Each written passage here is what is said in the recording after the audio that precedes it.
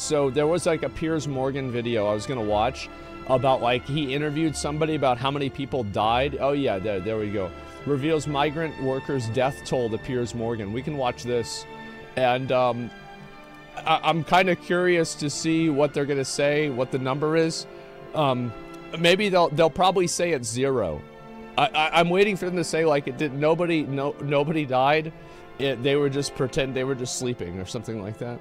I think they'll ever tell the truth. Yeah.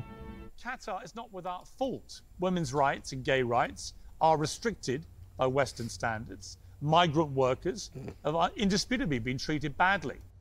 But those statements apply to many of the countries around the world, including many competing in this tournament, and by many nations who've hosted major sporting events without anything like the furore that's kicked off about Qatar. We seem to have forgotten in England that in 1966, when we hosted and won the World Cup, it was illegal to be gay in our country. Moral halos appear to have slipped over some people's eyes and obscured some rather salient facts. For example, there's 12% of the population here are native Qataris, something we in the supposedly sophisticated West would never tolerate. The migrants who come here in vast numbers. I mean, I think that's a bad argument, though. Like, I mean, like, you're gonna say that it's okay that Qatar has like a bad system because, like, we used to have a bad system a long time ago, bro. Like, we used to not have the internet or electricity. Like, is it still bad if other people don't have it now? Yeah, it is. So, like, it's just like such a weird way to look at things. Like, I think the best argument that you can have for that kind of shit, right, is that bro, I'm so sick of this moth. I'm gonna zap this bitch. Give me a second. Get the fuck out of here. I'm tired of you. Fuck you. And so, yeah, anyway, I think the best argument you can make is, like, you don't really have moral authority to go around and tell other people, like, how to make their countries, bro, there's another one behind me, how to, like, live, how to run their countries. Like, I mean, what the fuck, like, how is it, like, your place to go and tell somebody else what to do? You know what I mean? West is always trying to dictate how other countries do their things. Yeah, exactly. It's like, what place do we have to go and tell people that live in a sovereign country how they should live? Are sometimes mistreated. But the reason they're here in the first place is because the wages they earn are life-changing. And the global scrutiny of the World Cup has at least led to reforms in labour laws here. That will be an important legacy, and one massively lacking after 2 Olympic Games in China and a World Cup in Russia. Qatar is also a significant investor in many aspects of UK life. For example, it gives us 25% of our gas, which is food for thought, isn't it, as our national grid considers winter blackouts. Would all the virtue signallers back home prefer we tell Qatar to stop sending its gas?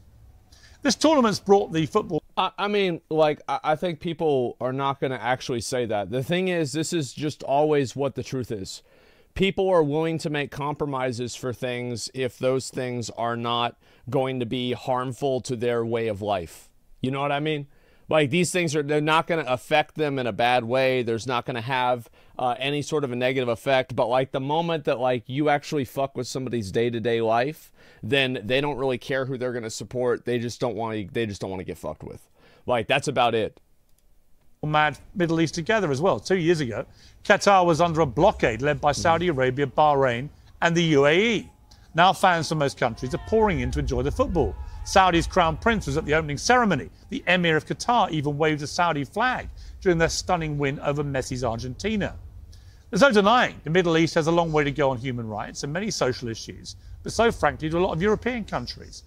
There's also no denying that this region, the Middle East, has long deserved its World Cup. And there's no denying, and I can tell you, I think deserving the World Cup is a bit much. I don't necessarily, I think that's a bit much. Like, obviously, I think they should be able to compete in the World Cup, yeah, for sure. But, like, deserve, like, that's a bit much, don't you think? Like, damn, that's a bit much. That's way too much.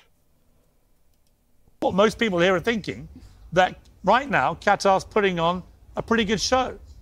And frankly, when it comes to morality, are we in England really in any position to lecture the Middle East about laws or values, given the way we illegally invaded Iraq 20 years ago, sparking 2 decades of ISIS terror? And at last... Well, I mean, I think you can acknowledge that's bad, right? I mean, I think you can... The thing is, like, obviously that was a bad thing, but, like, just because they did it, just because you did a bad thing doesn't mean they're not doing a bad thing. Like, I don't know why he takes this perspective. Like, it's kind of weird to me to see this, like, yeah, all invasions are illegal. Yeah, it's like, what the fuck? Like, obviously, like, yeah, if people don't like that the World Cup is in Qatar, don't watch it. Like, that's the only way it's gonna change. Like, being an activist about it doesn't matter, because they don't care about activists, they care about money. So, like, if you're not giving them money, they don't give a fuck about you. So, yeah, it's just that he's like, he can't high road everybody with this shit. Like, I get what he's saying, and it's like, yeah, obviously every country has its own problems, but I don't think that it's unreasonable to say that countries where you don't have, like, freedom of speech, you can't be gay, you can't, like, express yourself in certain ways, like, women aren't treated as equal citizens. Like, I don't think it's not unreasonable to say that that's bad. In the same way, it's not unreasonable to say that invading Iraq was bad. They're both bad. Last year's Euros final showed the world that we're a bunch of coke-snorting, booze-sodden, brawling, firework exploding from backside imbeciles. Methinks not. Well, Hassan al-Thawadi is the Secretary-General of the Supreme Committee for Delivery and Legacy, which is a fancy title for he pretty well runs the World Cup here in Qatar. Okay. He's the man at the helm of the most controversial tournament in World Cup history for reasons that frankly baffle me. And he spoke to me a little earlier today. I began by asking how he felt about Qatar hosting the tournament and how he thought it was going. We're immensely well. I wonder if the person who's in charge of running it is going to be happy that it's in his country. I wonder if that's the case. Yeah, man, geez, this guy could come on here and say anything. Proud of the World Cup, as you know, and everything that's been unfolded since the 20th of November. It's a moment of great pride. I mean, you know, just if you look at what's happening on the streets, people from all over the world coming in, celebrating. The stories unfolding in the pitch, in the stadiums. From a footballing perspective, phenomenal, great. Well, Saudi Arabia beating Argentina. Saudi Arabia beating really Argentina. Set the tone for the region, absolutely, right? Well, absolutely. I mean, you know, and then Morocco just recently beating Belgium yesterday. I mean, that in itself is a phenomenal story as well. This is the first World Cup in the Arab world. This is the first World Cup in the Middle East, in the Islamic world. You see it not only in terms of the teams participating, but you see it in the stadiums. I mean, I was seeing some of the punditry where you had the fans. It was predominantly red Moroccan supporters, and it's not just Moroccans flying over here. It's supporters of the Moroccan national team from the Arab population living in Qatar, visiting Qatar. Saudi supporters were supporting Morocco. It's important to keep in mind that, like, whenever you talk about, like, what a country does, is like, that's not really the people that live in the country. There's plenty of people that probably live in Qatar that don't give a fuck about any of the, like, the social laws or whatever. Like, they don't have an opinion on these things.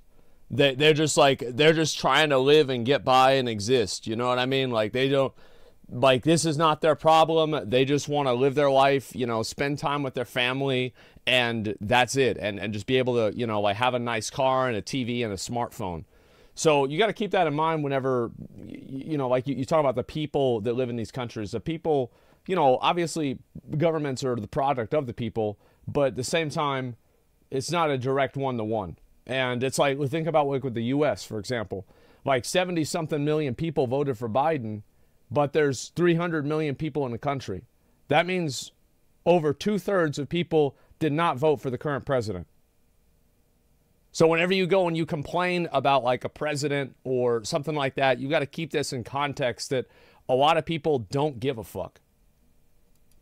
Moroccan supporters who are supporting Saudi and Tunisia and so on. You know, for our part of the world, for our region, this is a, you know, I have to say, you know, as Qataris, as Arabs, we're extremely proud of this moment. How have you reacted as a senior Qatari, one of the real key people in this World Cup, particularly from the criticism from the UK, for example?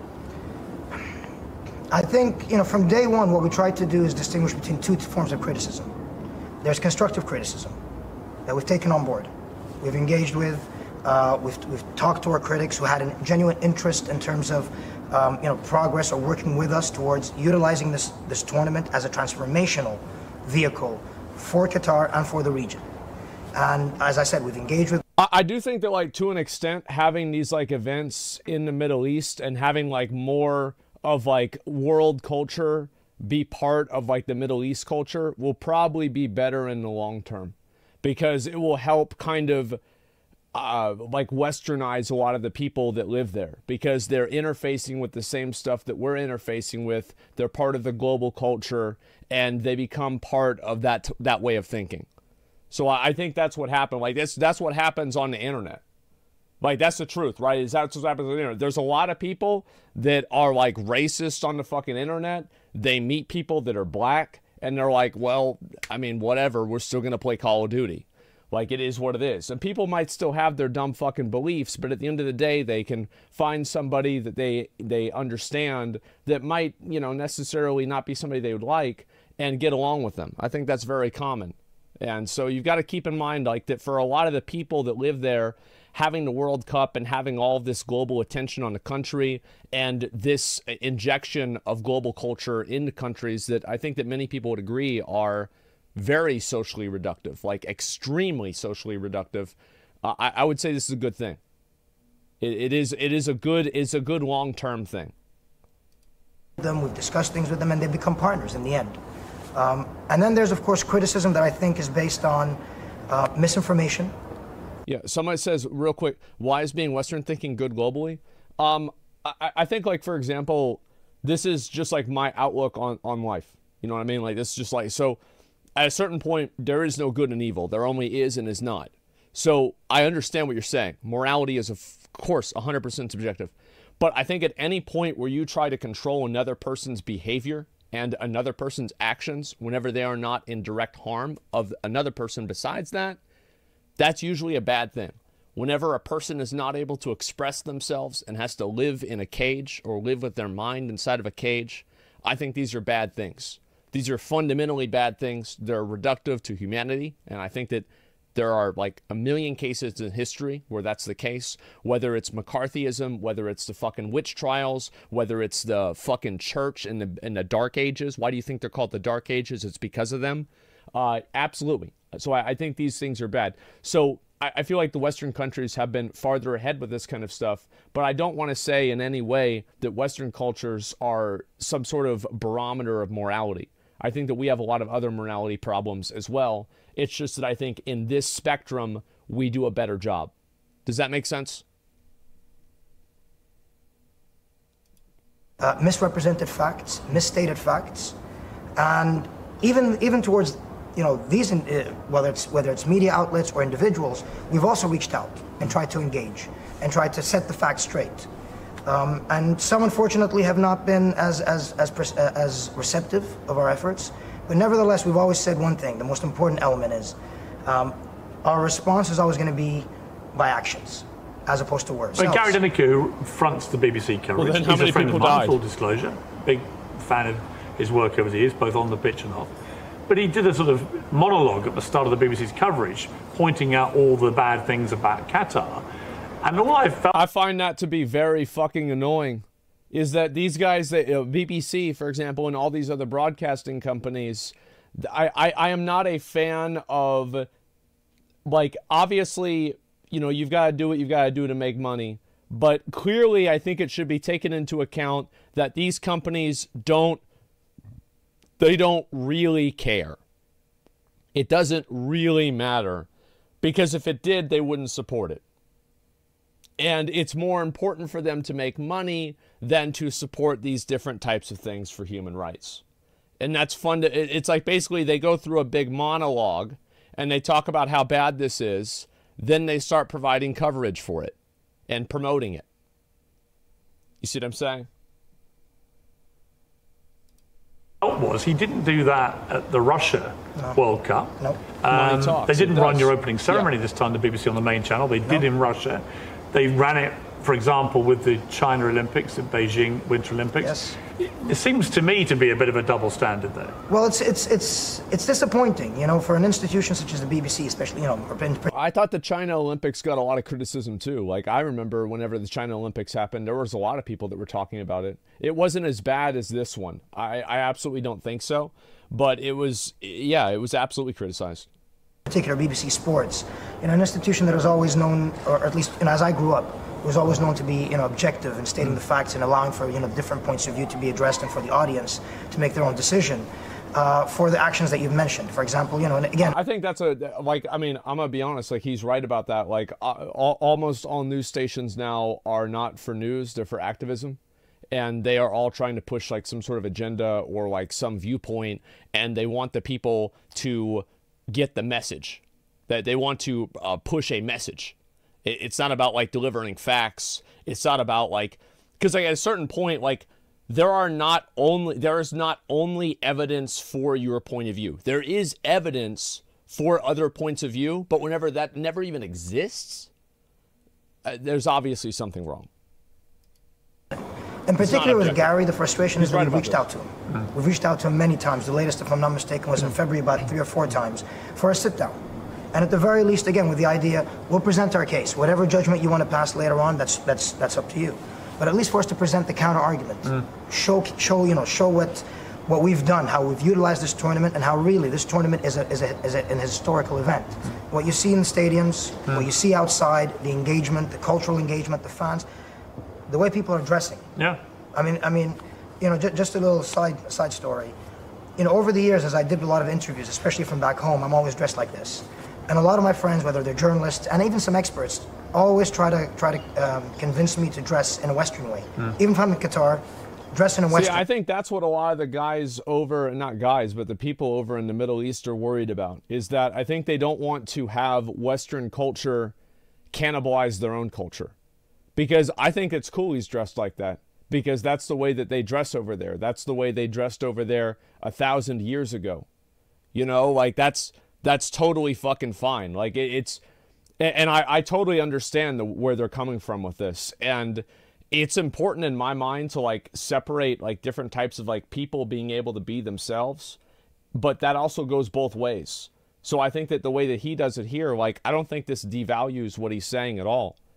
I think this is cool that he's wearing this stuff. Why should we force on you anything, frankly? Whether it's our values that we have in the UK, the way we dress, the way we talk, the way we drink. I'm not sure that we're in any position to take the high moral ground as a country which, for example, invaded Iraq illegally in 2003, an invasion I oppose as a newspaper editor. Does that give us bragging rights on morality with the Middle East? I'm not sure that it does. I do want to turn to some things where I think I would say other criticism, notably migrant workers. The Guardian newspaper said that 6,500 migrant workers have died as a result of the World Cup construction. I've looked into this, as have many other fact checkers. That figure is deeply misleading because it's actually the number of migrants who've died in total in the last 12 years since the bid was confirmed for Qatar, of any cause. But do you know how many migrant workers have died as a result of any construction since the announcement of the bid?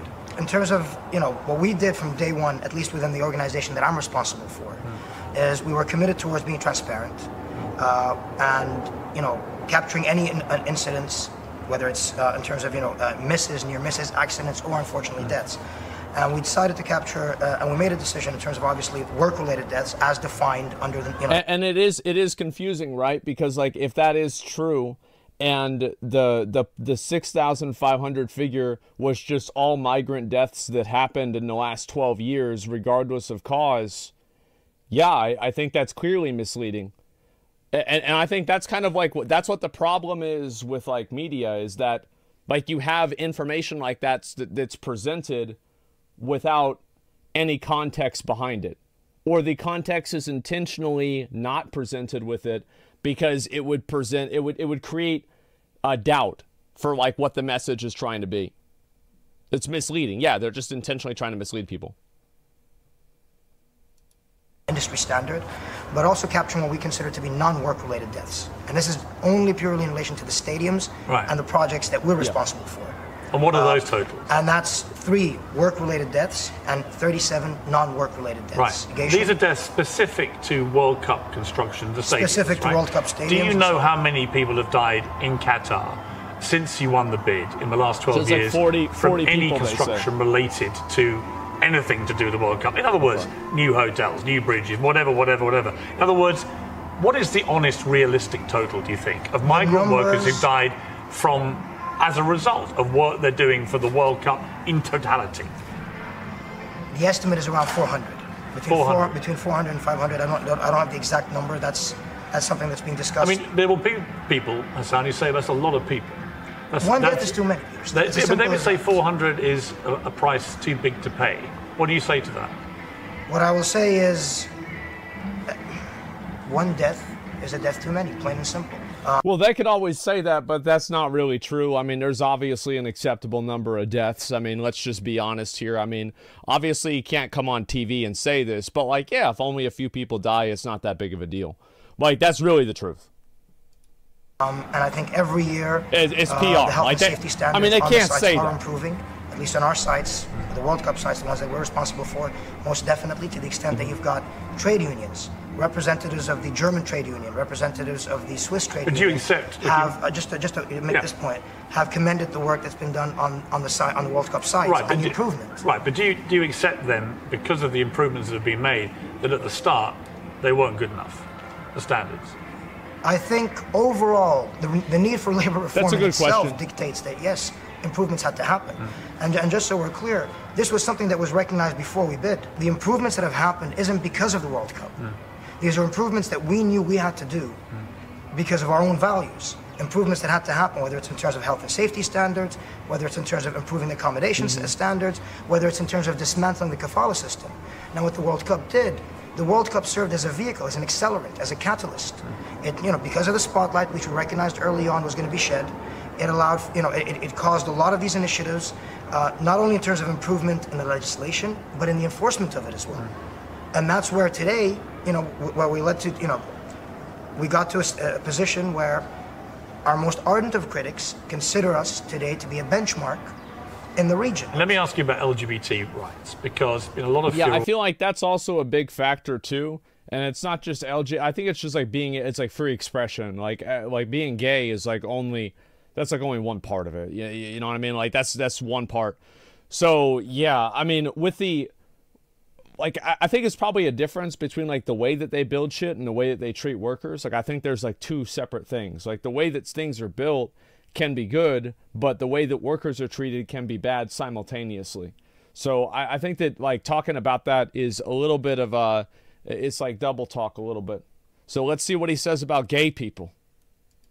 Story about this, and in particular the wearing of the armband. So the England captain Harry Kane and several other European country captains were all going to wear the One Love armband. Did you personally have any problem with them doing that? If it was done specifically to address Qatar, I had a problem with it. Right. If it was done if it was something that was going to be done, and the European nations were going to be just wearing it continuously and constantly, then of course that's a decision that they, that's up to them. Was FIFA right to say if they wear it, they'd all get bookings? Again, it's a decision that FIFA's made between them and the European nations, and I think it became a standoff, and that was a discussion that was between them. I think the truth is like a lot of people. It's important that like Western audiences know this. That like I think like most places in the world they're not okay with gay people. Like that's a fact. Like I'm pretty sure it's not okay with China, Russia, the Middle East, a lot of places in Africa. Like that's a bad thing. And so whenever you go to the World Cup, it's important to keep in mind that I think probably the majority of people there don't fucking agree with the rainbow. That's the truth. So yeah, I mean this is the same shit that like we had this happen with like people taking a knee and like kneeling during the anthem here in the US. And the truth is like a lot of people don't want to see that shit either way because they just want to play the game. They don't want to see it, and a lot of them don't agree with it. That's honestly the truth.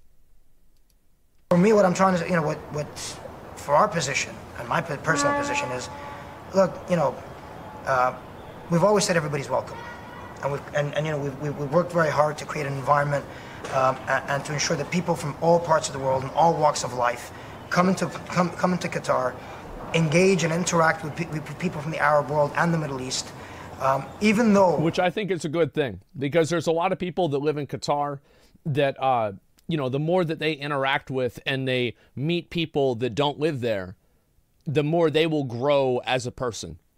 And I do think that these events happening in the Middle East, while yes, obviously there are negatives to them, I don't think that we should be blind to the positives as well.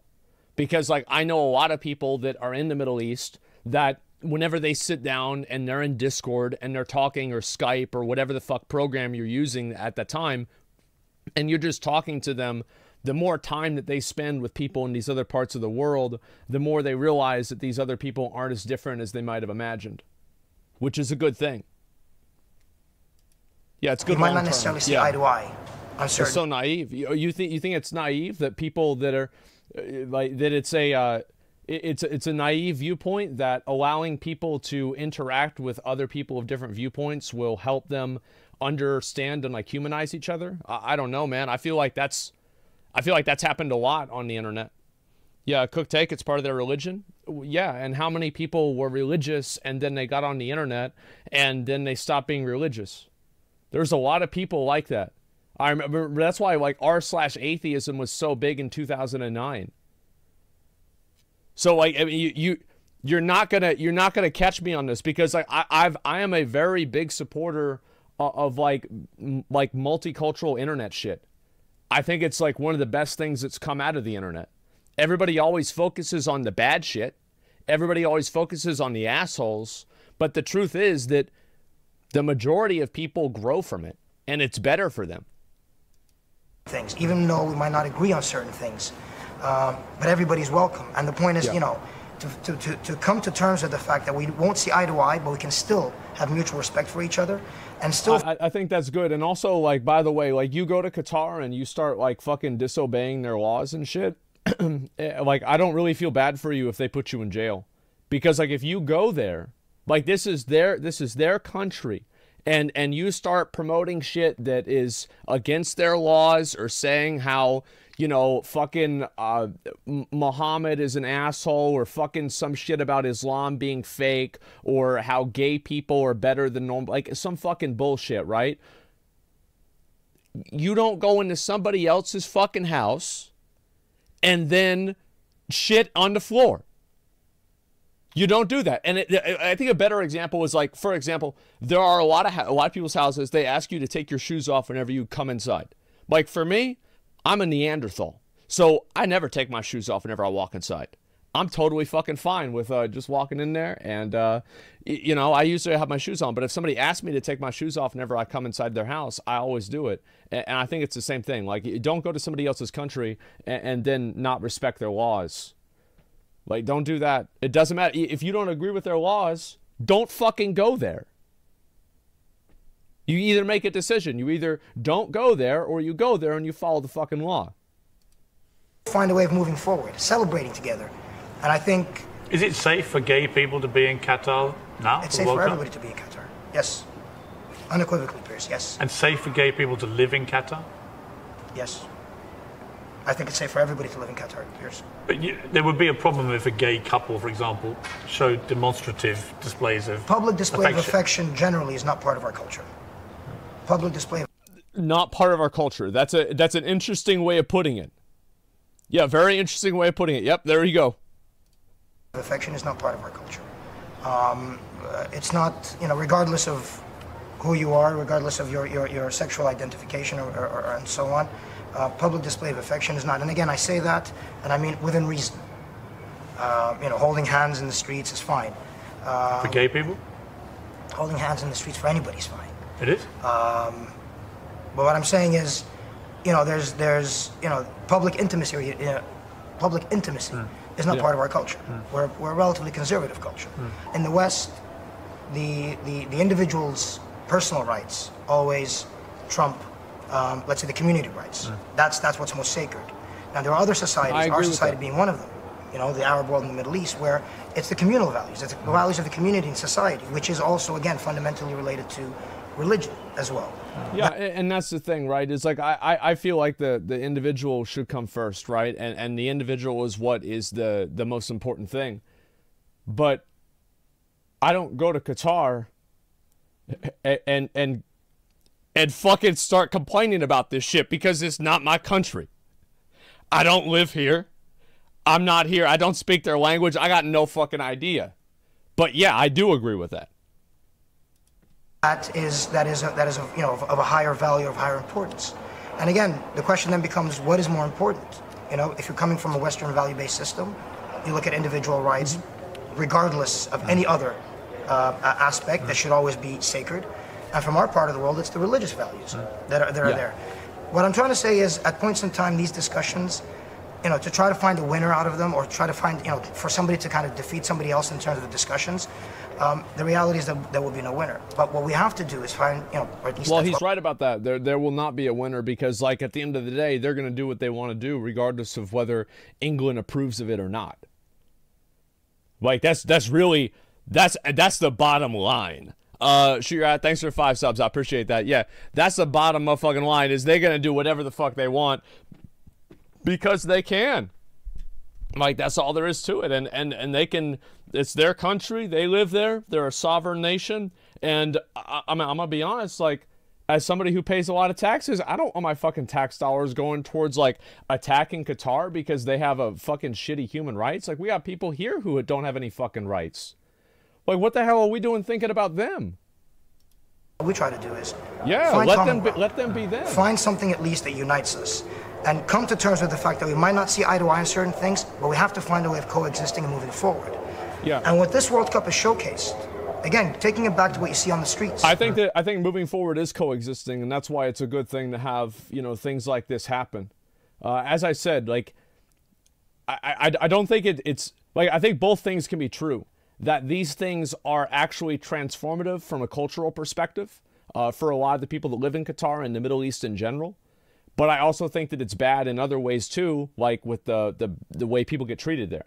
It's like it's currently bad, but you do something like this in the hope that in the future it will not be as bad. Taking back to where you see the engagement, taking it back to where you're seeing, you know, the Brazilian and the Saudi singing "Where's Messi?" After the loss after the defeat of Argentina. Seeing the Argentinians coming in, you know, finding the Saudis and saying "Where's Salem?" when they lost against Poland. Looking at people dressing like, you know, I've seen somebody dressing, you know, wearing the thobe, but in the Portuguese flag. I've seen the Croatian flag. I saw a tweet yesterday that... I'm a big supporter of people dressing like that. I think that's nice. And, you know, some people call it cultural appropriation. I think it's great.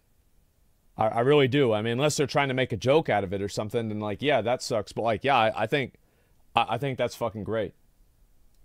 For me, it was just absolutely funny. A guy saying, you know, never in my life was I expecting to see a Spaniard rushing because he's late to watch the Spanish match, holding onto his headgear. What's happening outside is a celebration of cultures. I want to end on a positive. It's been a positive interview. Who's going to win the World Cup? Oof, you know... USA. Give me a name. I need a name. USA's going to win. I'll play this back in 3 weeks. I'll say France. France? I think France. Led by Mbappe. Led by Mbappe and the French team, yes. Oh, yeah, brother. Actually, I think England have a good chance. England have got a great chance. If Harry Kane remains fit and they play Foden. But I also think Portugal have a chance with my friend Cristiano. Of course. Because I think he's got a vision of himself lifting that cup, and they have a very good side. Well, you know, just to be fair as well, for me, I want England to win. Just so we're clear. I do want England to win. It'd be great to have, you know, English football history connected to Qatar forever. Yeah. Hassan, thank you very much. Thank you very much. Good to talk to you. Thank you. Yeah, I think that was I mean, like, the beginning of the interview, like, the Piers Morgan monologue here was, in my opinion, I think kind of dog shit. I think the interview itself was, you know, especially towards the end, a lot better. But the beginning monologue was just not very good. It just put out a bunch of bad arguments, and I think that whenever you use bad arguments, you actually make your point of view. You hurt yourself more than if you had said nothing. You know what I mean? Like, yeah, great PR rep for Qatar. Well, I mean, again, like, this is what I'm saying, right? Is like the more that you bring these kinds of people into the greater world culture, I think that the more that some of those, like, especially like extremist points of view, do kind of soften a bit, and I think that's a good thing. Is this going to be good for the world, the Qatar World Cup? I think that you'd have to take a rain check on that answer for 50 years. That's the truth. Because this is a generational effort that will be happening for years and years and years and years to come. It's not going to be happening all the way. Qatar does not want you to see as a good video. Oh, like, no, bro, I've seen, like, no, trust me, like, I don't, the thing to me is, like, I can fully, like, if you tell me that Qatar has, like, slave laborers and they're whipping them to make the stadium and, like, 10,000 people died to make it, I would be like, yeah, I mean, like, yeah, that probably could have happened, like, for sure. But, like, that's not really the point that I'm getting at. The point I'm getting at is that, like, for the whole rest of the world and for everybody else in the country, I think that this could be a positive, and things like this could be a positive in a greater sense. It's a generational effort. Yeah. Discussion is super thought-provoking. Well, I try to, right? Because, like, obviously it's very easy to just say that Qatar bad, everything about them is bad, etc. And I think that, I mean, in a lot of ways, especially if you're talking about, like, human rights, you're probably right. But you have to, like, see the validity in what other people are trying to speak, you know, what other people are trying to feel. And also, there are a lot of people who think that they have the, like, they have the moral mandate to push what they believe on the world. And it's like, if you think that, you can think that. But there's a lot of people that are going to fucking kill you if you tell them that they have to think what you think. And the fact is that there's a lot of those people that would kill somebody else if that person came over and told them what to think. So at a certain point, you've got to just step back for a minute and say, this is the way that we do things, that's the way they do things, and sometimes that's okay. And you can't always have the, the world's not going to change overnight. I think it's something that happens for a long time. Maybe enforcing human rights is not such a bad thing. I think it absolutely is. But, like, so whenever you say enforcing human rights, what you really mean is killing people and spending billions of dollars.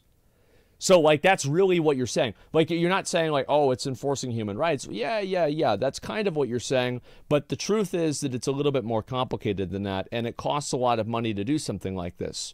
And that's, Oh, is it, wait, what is the question mark on this? Wait, is that, wait, what do you mean? Yeah, how is this confusing? We aren't saying go to war. What the fuck? Well, how are you going to enforce something if you don't go to war?